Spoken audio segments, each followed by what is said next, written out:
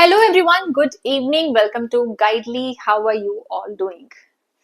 I hope all of you are doing very good. ठीक है, so I welcome you to our foundation series जिसमें हम रोज आपके लिए चैप्टर वाइज इंपॉर्टेंट टॉपिक्स लेके आते हैं, उसको हम डिटेल में पढ़ते हैं. ठीक है, so I am a faculty for BFM bank financial management. हम मॉड्यूल ए कर रहे हैं international banking.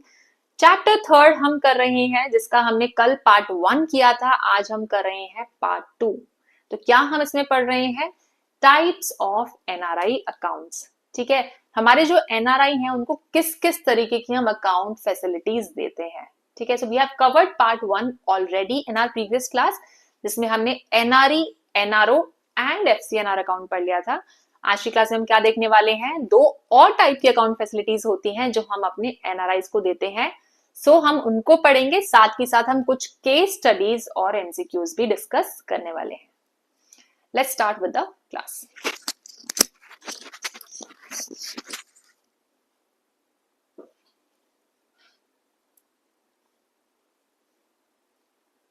Now let's see what do we understand by resident foreign currency accounts, returning NRIs. जैसा कि हमने क्या सीखा है, हम किसी भी अकाउंट की फीचर्स उसके नाम से ही समझने की कोशिश करेंगे. अगर मैं बात करूं रेजिडेंट फॉरेन करेंसी अकाउंट, तो ये किसके लिए है? सबसे पहले तो ये एक तरीके से रेजिडेंट अकाउंट है, इसमें नॉन रेजिडेंट कहीं नहीं लिखा. दूसरा क्या है? फॉरेन करेंसी अकाउंट है, मतलब हम इसको फॉरेन करेंसी में मेंटेन करेंगे. तो क्या है ये? हम रेजिडेंट को फॉरेन करेंसी अकाउंट कब से देने लगे? ये तो हम NRIs को देते हैं. Let's understand. तो ये अकाउंट हम उन NRIs को दे रहे हैं, उन नॉन रेजिडेंट इंडियंस को दे रहे हैं जो इंडिया वापस आ रहे हैं. बहुत सारे NRIs ऐसे हैं जो काम करके वापस आते हैं, पढ़ाई करके इंडिया वापस आते हैं. तो उनके लिए हमने एक अलग कैटेगरी बनाई है, रेजिडेंट फॉरेन करेंसी अकाउंट्स. क्योंकि इंडिया वापस आ गए तो बन तो गए वो रेजिडेंट, बट उनके पास अभी भी कोई फॉरेन करेंसी हो सकती है, तो वो उसको कहाँ रखें? वो नहीं चाह रहे कि जो फॉरेन करेंसी उन्होंने कमाई है इंडिया के बाहर, अब वो इंडिया में उसको INR में मेंटेन करें. वो चाहते हैं कि अभी एक्सचेंज रेट जो है फॉरेन करेंसी के फेवर में है, वो चाहते हैं हम फॉरेन करेंसी को फॉरेन करेंसी के रूप में ही मेंटेन करें. तो वो क्या खोलेंगे? आपका resident foreign currency account. Who can open an RFC account? Non-resident Indians returning to India for permanent settlement. आपके नॉन रेजिडेंट इंडियंस जो इंडिया वापस आ रहे हैं परमानेंटली सेटल होने के लिए, वो क्या खोलेंगे? आपका resident foreign currency account. Account का टाइप क्या क्या हो सकता है? सेविंग बैंक या फिक्स्ड डिपॉजिट अकाउंट. इसमें सिर्फ सेविंग और फिक्स्ड डिपॉजिट ही अलाउड है. इसको आप जॉइंटली भी ऑपरेट कर सकते हो with resident relative on a former और सर्वाइवर बेसिस. ठीक है, इसमें क्रेडिट्स क्या क्या आपको अलाउड है. ठीक है, आप USA छोड़ के इंडिया वापस आ गए, आपकी कोई कंपनी थी, आपने वो कंपनी अभी छोड़ी है. आप कंपनी छोड़ने के बाद आपका फुल एंड फाइनल सेटलमेंट होने में भी 2-3 महीने लगते हैं, तो आपको कोई ना कोई बेनिफिट्स वहां से आने वाले हैं, तो आप वो रिसीव करोगे रेजिडेंट फॉरेन करेंसी अकाउंट में. या फिर आपका कोई इंश्योरेंस क्लेम था बाहर जिसकी मैच्योरिटी के प्रोसीज अभी आने बाकी हैं, तो ये हैं आपके परमिटेड क्रेडिट्स. पेंशन और superannuation benefits from an erstwhile employer received in foreign currency. आपका कोई बाहर का एम्प्लॉयर है जिससे आपको सुपर एनुएशन या पेंशन बेनिफिट्स लेने थे, उसको आप फॉरेन करेंसी में इस अकाउंट में रिसीव कर सकते हो. या फिर आपके कोई इंश्योरेंस क्लेम्स हैं जो आपको मिलने वाले थे, उसको भी आप इस अकाउंट में रिसीव कर सकते हो. अब बात करते हैं रिपैट्रिएशन एंड टैक्स. क्या आप इस पैसे को वापस ले जा सकते हो? तो अगर मैं बात करूं, पहले तो इसमें जो इंटरेस्ट आप अर्न करते हो ये टैक्स से एग्जेम्प्ट है, और इस बैलेंस को आप फुली रिपैट्रिएट कर सकते हो. अगर आप दोबारा NRI बन जाते हो, दोबारा बाहर जाना चाहते हो, आप इस पैसे को फुली विदाउट एनी रिस्ट्रिक्शन वापस ले जा सकते हो. ठीक है, so this is repatriation and tax. Usages की बात करूं, the balances have no restrictions on utilization for all permissible purposes for the first 2 years. पहले 2 साल तक आपके बैलेंसेस पे कोई रिस्ट्रिक्शन नहीं है यूटिलाइजेशन को लेकर. ठीक है, और यहाँ पे जो आपके इंटरेस्ट ऑन डिपॉजिट्स हैं वो इनकम टैक्स से भी एग्जेम्प्ट है. ठीक है, so this is about your resident foreign currency account for returning NRIs. ऐसे NRIs जो वापस आके रेजिडेंट इंडियंस बन जा रहे हैं. ठीक है, now we are left with the last type of NRI accounts. ठीक है, इसको और देख लेते हैं, उसके बाद हम देखेंगे कुछ क्वेश्चंस एंड केस स्टडीज.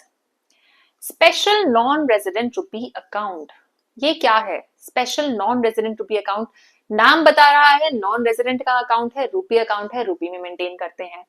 तो ये अकाउंट हमारे उन एनआरआईज के लिए है जिनका इंडिया में कोई ना कोई बिजनेस इंटरेस्ट है। ठीक है, जरूरी नहीं है कि एनआरआई है जो पैसा बाहर से ही कमाएगा, अगर वो इंडिया में किसी बिजनेस से, स्पेसिफिकली बिजनेस से पैसा कमा रहे हैं, तो वो उससे जो पैसा आ रहा है इंडिया में बिजनेस ऑपरेट करने के लिए, उसके लिए उनको एक करंट अकाउंट चाहिए, तो वो खुलवा सकते हैं special non resident rupee account. Any person resident outside India having a business interest in India may open a special non-resident rupee account with an authorized dealer for the purpose of putting through bona fide transactions in rupees. कोई भी resident है outside India, उसका कोई business interest है India में, तो वो खोल सकते हैं स्पेशल नॉन रेजिडेंट रुपी अकाउंट किसी ऑथराइज डीलर के साथ अपना बिजनेस का पैसा रखने के लिए। जो स्पेसिफिक बिजनेस वो कर रहे हैं, मान लीजिए एबीसी कंपनी है, तो उसी के नाम से जो है आपका अकाउंट खुलेगा। इस पे कोई भी इंटरेस्ट आप अर्न नहीं करोगे, बिल्कुल करंट अकाउंट की तरह आप ऑपरेट करोगे। तो करंट अकाउंट पे हम कोई भी इंटरेस्ट नहीं देते। डेबिट, क्रेडिट और जो बैलेंसेस हैं वो बिजनेस से ही रिलेटेड होने चाहिए। जैसा हमारा करंट अकाउंट होता है जिसमें आपके जितने भी डेबिट हैं, क्रेडिट हैं या बैलेंसेस हैं वो आपके बिजनेस से रिलेटेड होते हैं, सिमिलरली एसएनआरआर में भी आपके जितने भी ट्रांजैक्शंस हैं वो बिजनेस से रिलेटेड होते हैं। अकाउंट का जो टेन्योर है 7 साल से ज्यादा नहीं होना चाहिए, या फिर अगर आपका कोई बिजनेस है जिसमें कॉन्ट्रैक्ट है, मान लीजिए आपका 3 साल का कॉन्ट्रैक्ट है किसी बिजनेस का, तो उससे ज्यादा नहीं होना चाहिए। और मैक्सिमम टेन्योर क्या है? 7 years। The account holder cannot make foreign exchange available to a resident in India in exchange for rupees। जो अकाउंट होल्डर है किसी भी रेजिडेंट को रुपीस के बदले में फॉरेन एक्सचेंज नहीं दे सकता। ठीक है, ये account, this account will be operated in rupees. इसके जो बैलेंसेस हैं उसको आप रिपैट्रिएट कर सकते हो। ठीक है, transfers from an NRO account to an SNR account are prohibited. आप एनआरओ अकाउंट से एसएनआरआर अकाउंट में पैसा ट्रांसफर नहीं कर सकते, क्योंकि ये सिर्फ जो है बिजनेस अकाउंट है, इसमें किसी और रिलेटेड इनकम जो है आप ट्रांसफर नहीं कर सकते। यहाँ पे आपको एप्लीकेबल टैक्सेस देने पड़ेंगे इंडिया के, क्योंकि आप इंडिया में बिजनेस कर रहे हो। इसको अगर आपका होल्डर रेजिडेंट बन जाता है तो नॉर्मल रेजिडेंट करंट अकाउंट बन जाएगा। ठीक है, पाकिस्तान और बांग्लादेश के नेशनल्स अगर ये अकाउंट खोलना चाहें, आरबीआई का प्रायर अप्रूवल चाहिए। नॉमिनी का क्या है यहाँ पे? Funds due to a non resident nominee from a deceased account holder will be credit to the nominee's NRO account in India. आपका कोई यहाँ पे जो नॉमिनी है वो नॉन रेजिडेंट है, अगर एसएनआरआर जो अकाउंट है उनकी डेथ हो जाती है तो नॉमिनी के भी एनआरओ अकाउंट में ही ये फंड्स जो है जाएंगे। ठीक है, so this is our SNRR account, special non-resident rupee account for the income that the business is that the NRI is earning from business. ठीक है, now we have some case studies। जो हमने types of accounts पढ़े हैं उन्हीं के basis पे case studies हैं, उनको पढ़ेंगे, और we have some questions। Let's take a look first at the questions and then we are going to do the case studies। Questions एक बार आपका फिर से रिवाइज हो जाएगा, हमने क्या क्या टाइप्स ऑफ अकाउंट पढ़े हैं, फिर हम केस स्टडीज देखते हैं। पहला क्वेश्चन क्या है? A person must be of Indian origin और an Indian passport holder staying abroad for indefinite period to qualify for status of an dash. एक पर्सन जो है उसको या तो इंडियन ओरिजिन का होना चाहिए या इंडियन पासपोर्ट होल्डर होना चाहिए, जो बाहर इनडेफिनिट पीरियड के लिए रह रहे हैं, अगर वो क्वालिफाई होना चाहते हैं एज एन एनआरआई। ठीक है, इसको हम नेक्स्ट क्लास में अच्छे से पढ़ेंगे एनआरआई की डेफिनेशन क्या है, तो you will be better able to understand the term। next क्या है? the minimum period for NRE term deposit is। NRE के term deposit का minimum period क्या है? ये हमने पढ़ा था, minimum period है 1 year और maximum period क्या है? 5 years। तो इसका आंसर क्या होगा? 1 year।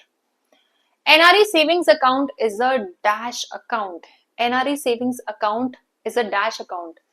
क्या है हमारा NRE savings account? Rupee account है, non resident external rupee account. ठीक है, ये हमें ऑलरेडी पता है।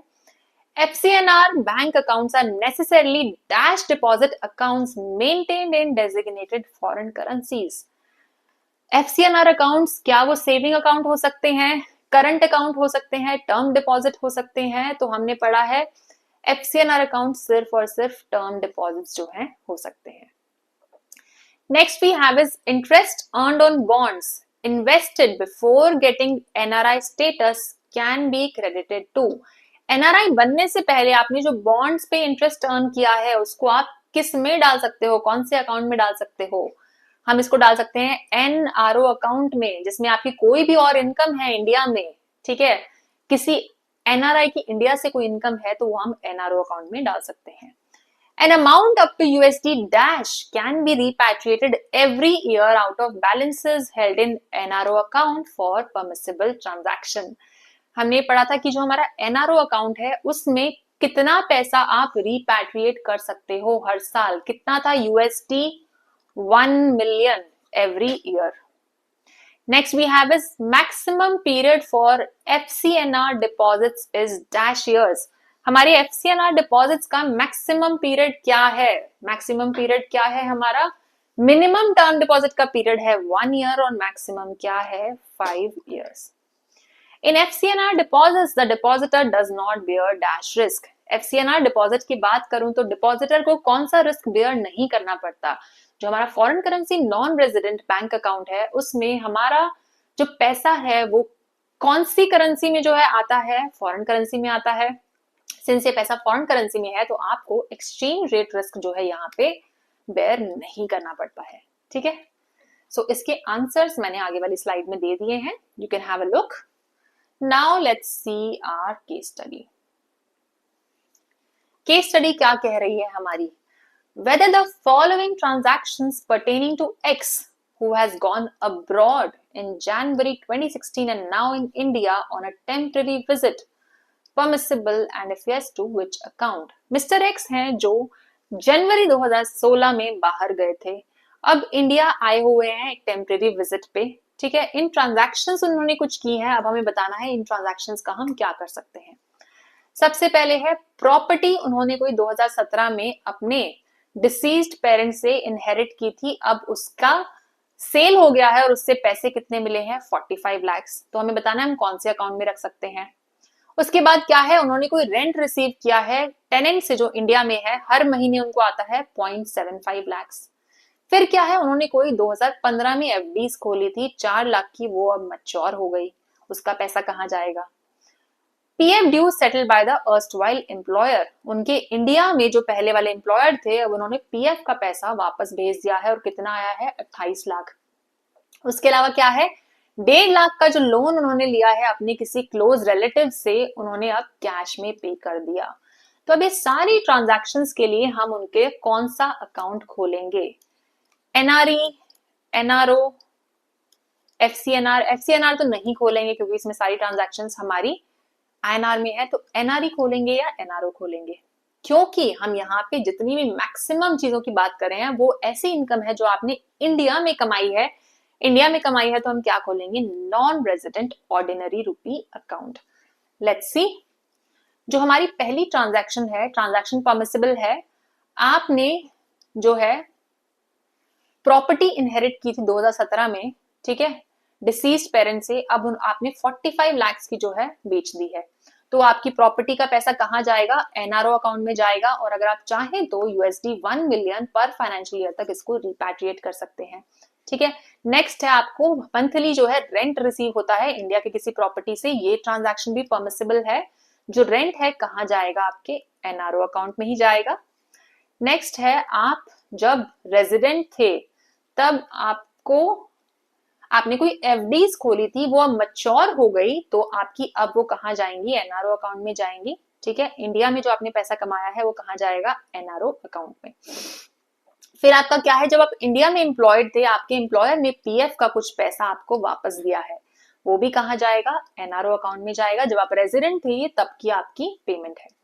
नेक्स्ट, आपने कोई लोन पे किया है, रीपे किया है अपने किसी रेजिडेंट रिलेटिव को, तो आप किससे पे कर सकते हो? जो एनआरओ अकाउंट में बैलेंस है उससे आप उस लोन को पे कर सकते हो. ठीक है. सो इस तरीके की केस स्टडीज आपसे एग्जाम में पूछी जा सकती हैं. ठीक है, जिसमें आप बेसिकली ये बता रहे हो पूरा कि कौन से टाइप का एनआरआई अकाउंट है और किस तरीके से आपकी कौन सी ट्रांजैक्शन है कहाँ जाएगी, परमिसिबल है या नहीं. ठीक है. So I hope you were able to understand these case studies, questions, and now you guys are very well aware कि किस किस टाइप के हमारे अकाउंट्स हो सकते हैं जो हमारे NRIs ऑपरेट कर सकते हैं. ठीक है. So with this we are going to end today's class. ठीक है. And in the next class we'll be studying some more topics about our NRIs. This is the answer section that I've given for the questions that we just discussed. All right, so we are done with the class. A very very important piece of information आप लोगों के लिए बहुत good news है. गाइडली आपके लिए लेके आया है नवरात्रि स्पेशल ऑफर. नवरात्रि आपके शुरू हो चुके हैं, तो हम आपके लिए लाए हैं CIB के लिए स्पेशल ऑफर जिसमें आपको 30% ऑफ मिलने वाला है CIB के सभी कोर्सेज के लिए. तो जल्दी से जाकर अपने कोर्सेज में एनरोल कर लो. वहां पे आपको बहुत सारी और एक्स्ट्रा क्लासेस मिलने वाली हैं. स्पेशल PYQ सेशंस मिलेंगे, मॉक टेस्ट मिलेंगे जो कि आपके बहुत ज्यादा जरूरी है. एग्जाम ओरिएंटेड पैटर्न पे आपके अटेंड आपको जरूर करने चाहिए. तो इस ऑफर को जल्दी से जल्दी अवेल कर लो. उसके लिए कोड क्या है? नव, NAV. नवरात्रि स्पेशल आपका ऑफर है. साथ ही साथ अगर आप किसी इंडिविजुअल सब्जेक्ट के भी बैचेस लेना चाहते हो तो आप गाइडली के ऐप पर या वेबसाइट पे जाके ले सकते हो. BFM का मास्टरी बैच चल रहा है जो मैं पढ़ाती हूँ, आप इसको भी ले सकते हो. आप रिकॉर्डेड क्लास, लाइव क्लास जब चाहें अपनी कन्वीनियंस के हिसाब से देख सकते हो और सारी PDFs आपको एक जगह पे सेम प्लेटफॉर्म पे मिल जाएंगी. You do not have to collect all the PDFs. So if you want to see our courses, हमारी ऐप इंस्टॉल कर लो. आज के सेशन का PDF चाहिए तो टेलीग्राम चैनल पे हमें फॉलो कर लो. And also do not forget to subscribe to our channel. Thank you so much everyone for attending the class today. Do share your feedback. अगर आपके कोई भी inputs हैं, आप कुछ और चाहते हैं हम आपके लेके आए, do tell us in the comment section.